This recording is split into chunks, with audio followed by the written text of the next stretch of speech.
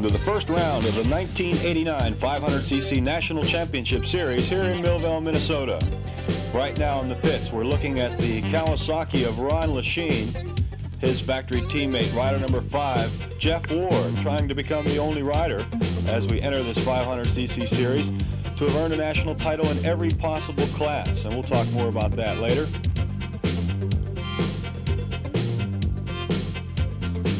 Here's a wild four-stroke ATK made in the USA. Greg Zitterkoff will be riding the National today on this ATK. Pretty exotic machinery. All the best equipment available found on the Rotax-powered ATK.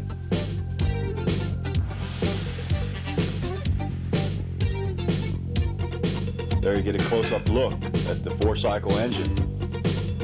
2 exhaust ports. And there you see the trick disc brake setup right on the countershaft.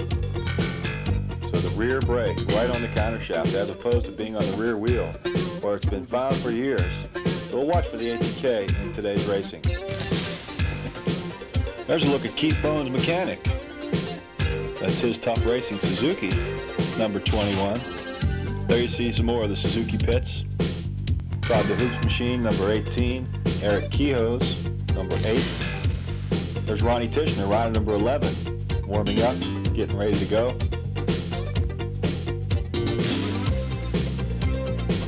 Vivo Forte of Scott USA, talking things over with Mike LaRocco, the young Yamaha rider.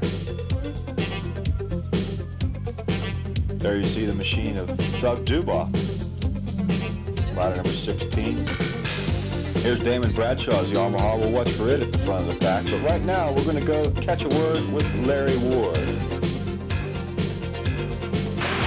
I'm just looking at each race one step at a time. The future, I'm still young and I feel like I'm riding pretty good. So the future is going to come naturally. I'm not for sure right now. I love the Hondas though, so I would like to stay on the Hondas in the future.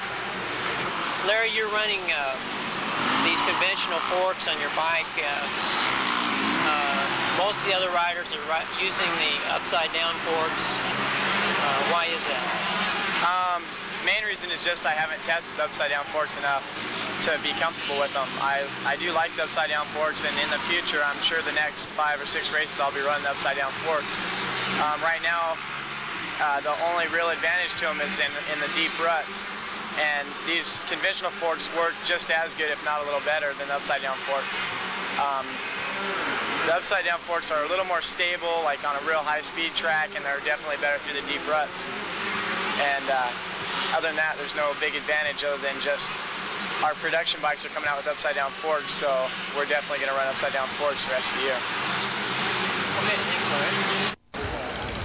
Right now, we're getting a chance to take a look at the muddy conditions that are prevailing out on the racetrack. You can see the start area really soupy looking there. But the track crew doing an excellent job to provide the best conditions possible for these riders as we get ready to go into this first round of the 500cc National Series. Here's a look at Guy Cooper's Muddy 125. We spoke with him after practice. I think it's going to dry out by the time the motos start. Right now it's pretty rutted, and everyone's taking the same line, so it's okay for me.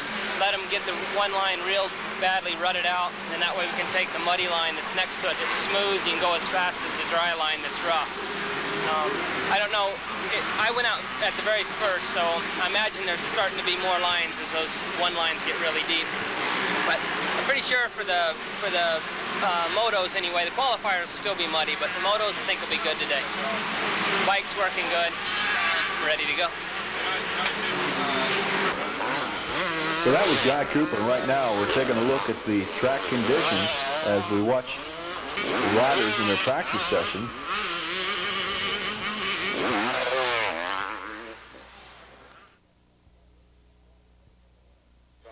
Now it looks like we're just about ready for the start of moto number 1. You can see here that Donnie Schmidt is a local favorite. Schmidt has won the 125 National here in Millville the last 2 years in a row. So Donnie Schmidt will be trying to make it 3 in a row here today. Now it looks like we're only moments away from the start.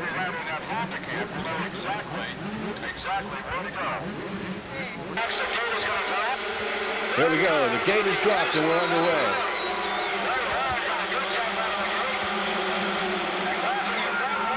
Larry Ward gets the whole shot. That's Damon Bradshaw on the outside. Bradshaw and Ward. Bradshaw gets the number 1 spot. Damon Bradshaw out in front here in the start of the first 125cc moto. Larry Ward in the number 2 spot, and it's local favorite Donnie Schmidt in the number 3 position. So up front, again, it's Bradshaw, followed by Larry Ward, then Donnie Schmidt. Then it's Mike Kudrowski, followed by Jeff Matazovich, and here comes the rest of the 125cc riders. Damon Bradshaw on the Yamaha. He and Larry Ward were side by side going into turn number 1. But Bradshaw quickly moved into the number 1 position and now leads Ward as again Donnie Schmidt is sitting back in the number 3 spot. Schmidt twice in a row winning here in Millville. Again, he's followed by Mike Kudrowski in the number 4 position. Jeff Matazovich in the number 5 spot. Watch Damon Bradshaw as he flies through his tough whoop section. Very technical section. Look, there goes Mike Kudrowski by Ward, and Schmidt also gets by. Now Jeff Matazovich also gets by Larry Ward. So Mike Kudrowski gets into the number 2 position. Donnie Schmidt still in the number 3 spot.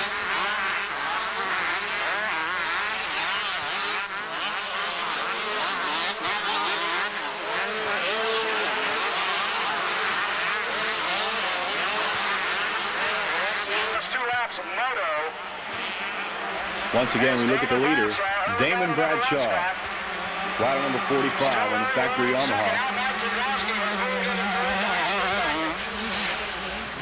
Again, through that tough technical loop section, Bradshaw makes it look easy. He's followed by Mike Kudrowski. These two riders are battling for the number 1 position in the point standings coming into this round. This being the 7th round for the 125cc riders.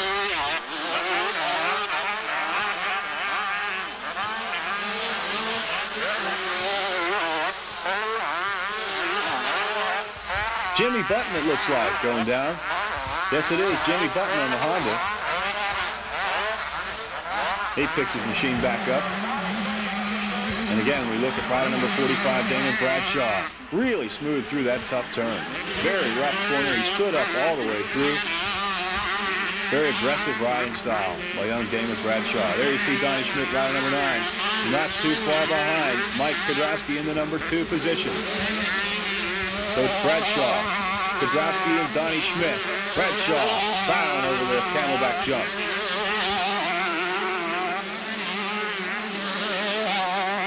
Mike LaRocco, rider number 19, has moved to Yamaha in the number 4 spot, and there's rider number 10, Guy Cooper, into the number 5 position. Jeff Matazovich has dropped to 6th.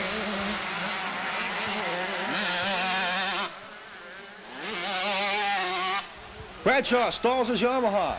Kudrowski gets by to take over the number 1 spot. Damon Bradshaw started dabbing his foot coming into the turn, stalled the Yamaha, and Mike Kudrowski was able to take advantage of the young factory Yamaha rider's mistake, moving the number 1 spot. But look at the battle. Already Damon Bradshaw trying to recapture the number 1 position. Bradshaw working hard to get back in the number 1 spot. Mike Kudrowski trying to hold on to the lead. There goes Guy Cooper. Here comes Kudrowski and Bradshaw as they continue to battle for the number 1 position. Donnie Schmidt not too far off of the pace set by the leaders. And again, there's Mike LaRocco in the number 4 spot. Guy Cooper rounding out the top 5. And right now, look at Cooper sideways as he clears that jump. Again, the battle for the number 1 position. Bradshaw, Stocky, Mike Kudrowski. Bradshaw going wide in this corner, and that cost him some time. Kudrowski able to put some ground between himself and Damon Bradshaw right there as Bradshaw tried the wide line. And again, another banner for local favorite Donnie Schmidt. Go, Donnie, go. He's trying to go 3 in a row here in the 125 class at Millville. And now Schmidt is able to get by Bradshaw. So Donnie Schmidt moves into the number 2 position. Great battle up front. Donnie Schmidt moves into the number 2 spot.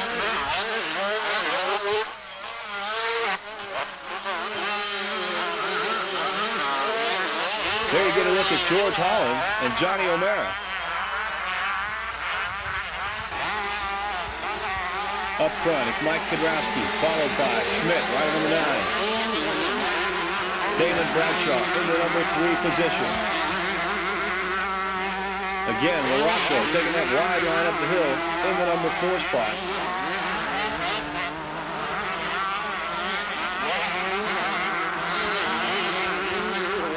Top 4 riders really close as they negotiate a tough rutted corner.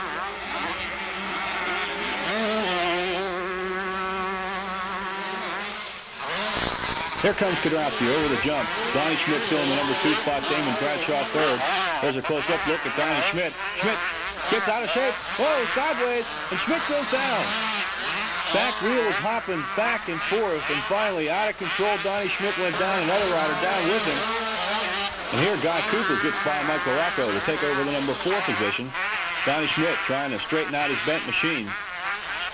His hopes of winning 3 nationals in a row here in Millville quickly fading.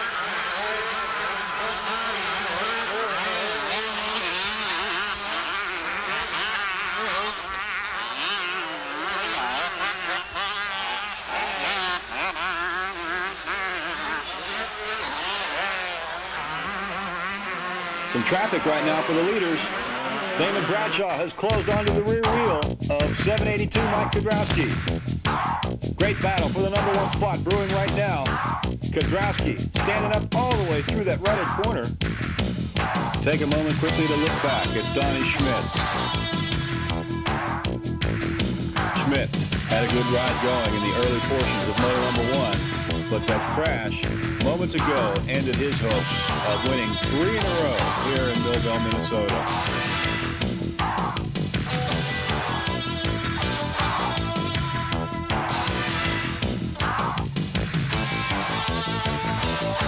Number 65 is Jeff Glass on a Surf Honda.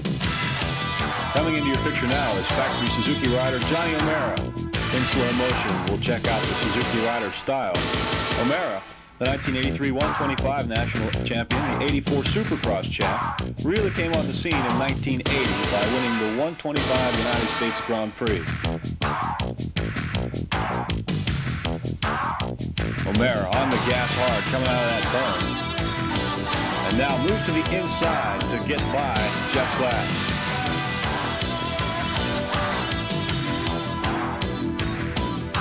So that riding style put Johnny O'Mara up into the top 5 as we look now at rider number 45, Damon Bradshaw. He has taken over the number 1 spot.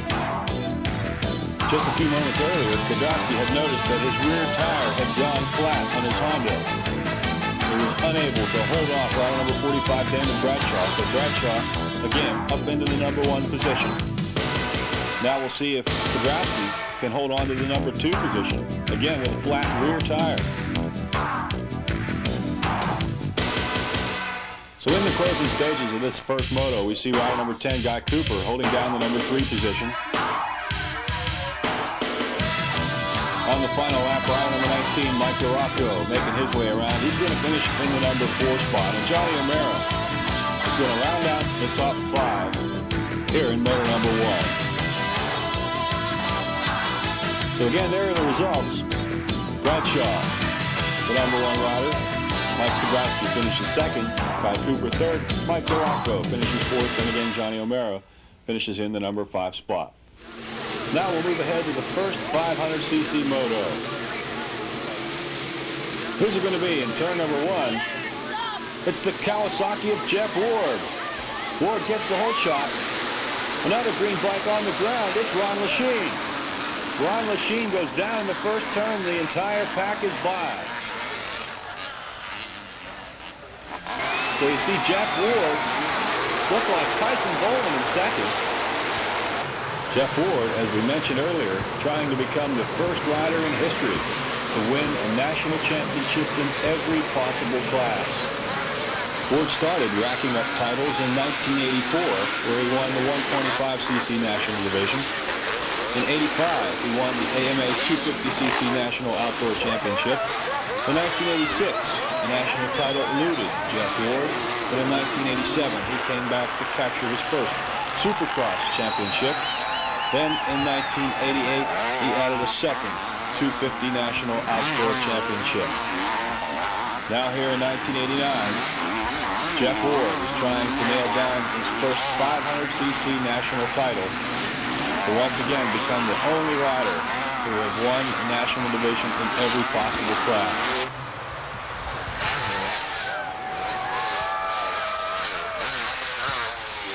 So there you see Tyson Boland in the number 2 position, leading Rick Johnson in 3rd. And it's Fred Andrews in the number 4 spot, followed by Doug Duboc on number 16 on the Yamaha. Right here, Johnson sets up Tyson Boland and takes over the number 2 position. Now that Johnson is by Boland, we'll see if he can reel in the leader, Jeff Ward. Ward clearing that jump. There you can see Johnson coming into the picture. Ward still holding about a 3 or 4 second lead over Johnson. Through those S-turns now goes the leader. And there again you get an idea of the size of the lead that Ward holds over Rick Johnson. Here comes Ward into that tough, tricky, technical whoop section. Timing has to be perfect through here. Ward sitting down at the very last moment, hard on the brakes and out of that turn. There you see Johnson. Boland still in the number 3 position. Duboc in the number 4 spot, but here comes rider number 7, Jeff Stanton. Stanton on the outside, he gets right by Doug Duboc in a second. So once again, we look at Jeff Ward. But I'll tell you, we better watch for rider number 7, Jeff Stanton. He is charging through the pack. There you see Johnson way out of shape going into that corner. Back wheel hopping all over the place. Possibly the Honda's having some suspension problems here this afternoon. Now you see Stanton trying to set up Tyson Boland. Boland, for now, hanging on to his number 3 spot. So right now, we look at the leader. Rider number 5 in the factory Kawasaki, Jeff Ward, through that tough loop section. Timing very critical through there. Johnson continuing to try to close on the leader.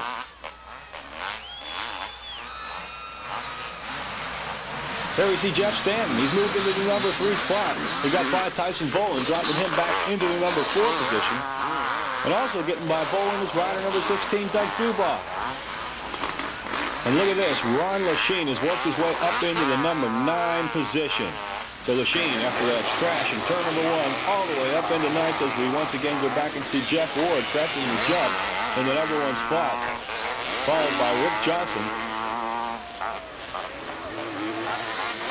Jeff Stanton coming into view in the number 3 position. Doug Duboc in the number 4 spot. He's riding a YZ360, and earlier Brad Jones talked to Doug Duboc about his machine.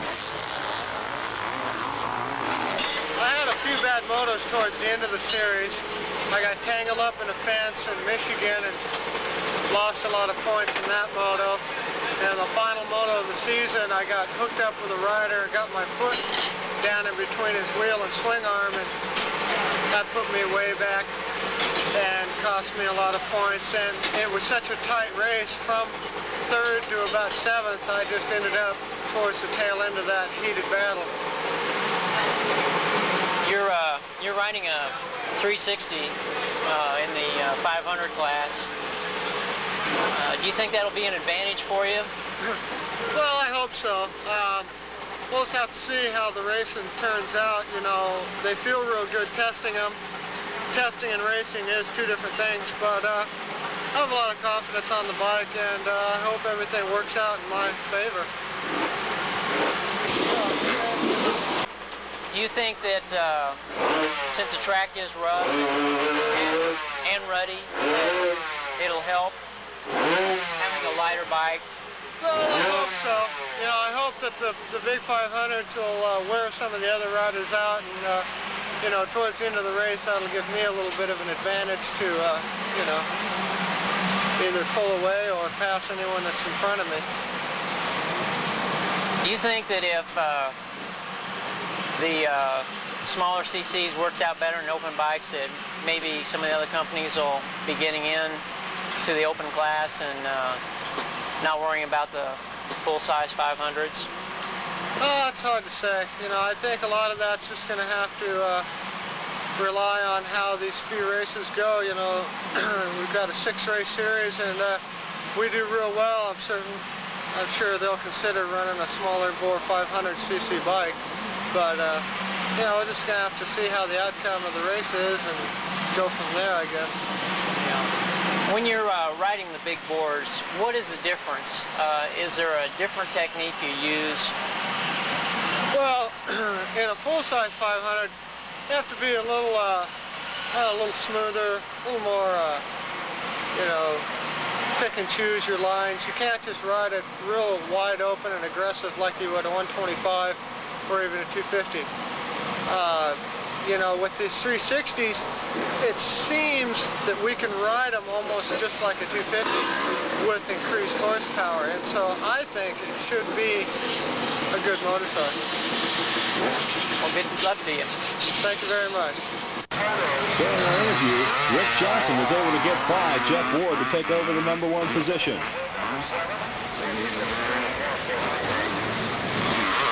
There you see Jeff Stanton coming around his right side covered with mud. He apparently went down. Here comes Johnson. As we mentioned, he's in the #1 position right now, and he's got traffic in front of him. Ward closes to within 1 or 2 bike lengths.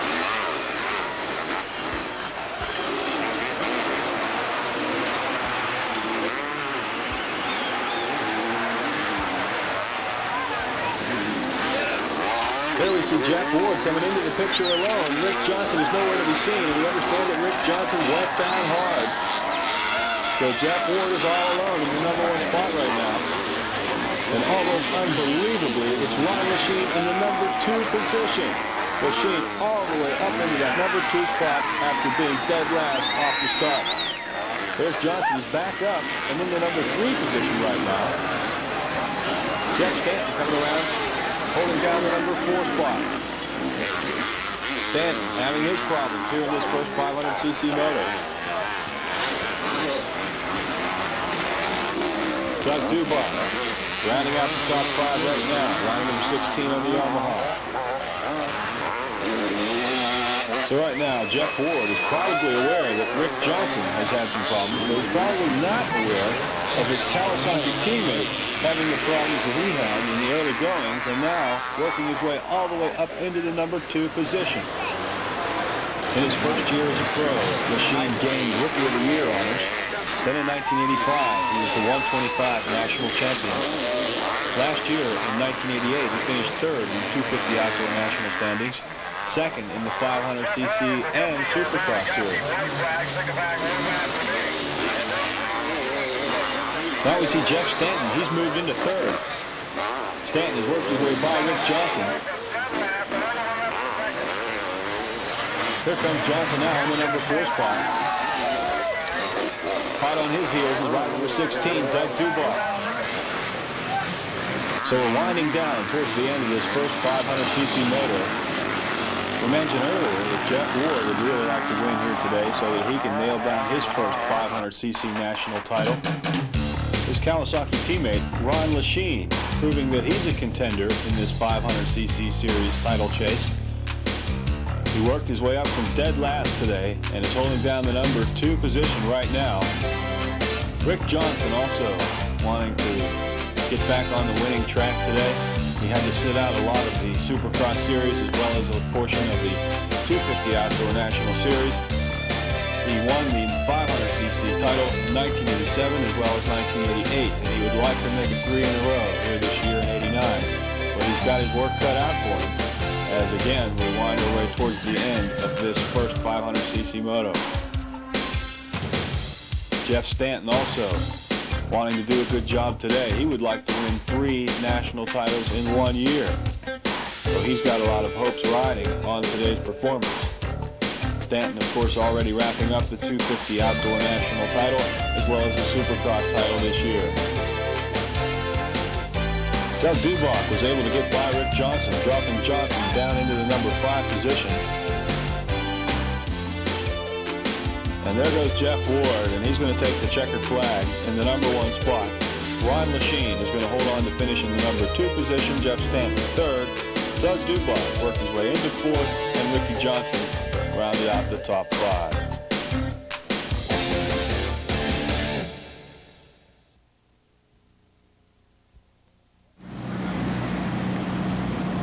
Right now, we're behind the starting line as we prepare for the start number 1.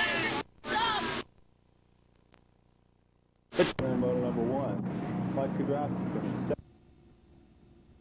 Number 3 position. Rider number 19, Mike Baracco, finished 4th. And rounding out the top 5 was rider number 20, Johnny O'Mara.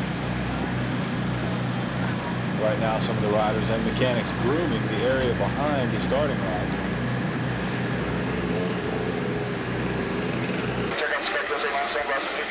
It looks as though we're just about ready for the start.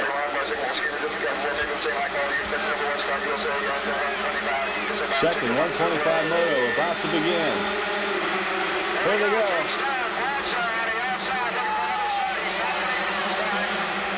Ronnie Tishner, line number 11 on the inside. And who is it? Jeff Ennig and the Kawasaki on the outside, but Tishner gets the whole shot. Then it's Ennig followed by rider number 20, Johnny O'Mara. Now O'Mara gets by into the number 2 position.